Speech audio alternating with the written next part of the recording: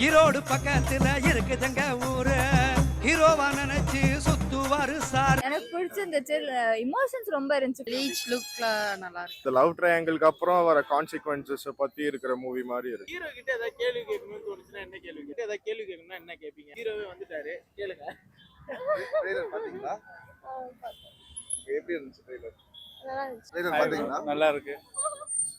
ஆக்சுவலா ஒரு உமன் அவேர்னஸ்க்காக பண்ணிட்டு இருக்கோம், சேஃப்டிக்காக பண்ணிட்டு இருக்கோம். படம் வந்து ஒரு woman safety, woman empowerment. First நான் இப்படிதான் அந்த மாதிரி எல்லாம் பாக்குறேன். சோ எப்படி இருக்கு ட்ரெய்லர்? உங்களோட opinion? நல்லா இருக்கு. இது வந்து ஒரு உமன் அவேர்னஸ்க்காக இது பண்றோம். இது வந்து ஒரு உமன் எம்பவர்மெண்ட், உமன் சேஃப்டிக்காக இந்த படத்தை எடுத்துருக்கோம். இது வந்து பேஸ்ட் ஆன் ட்ரூ ஸ்டோரி.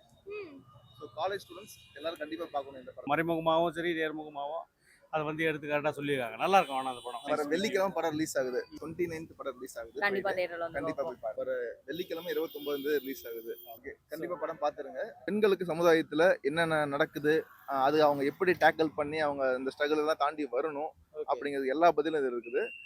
மெயினா யங்ஸ்டர்ஸ்க்கு இது ரொம்ப பிடிக்கும். ஓகே. ஸோ நான் இறங்கி பண்றதுக்கு மெயின் ரீசனே ஆடியன்ஸ்கிட்ட எவ்வளோ ரீச் ஆக முடியுமோ இந்த கண்டென்ட் அவங்களுக்கு கண்டிப்பா ரீச் ஆகி ஆகும்.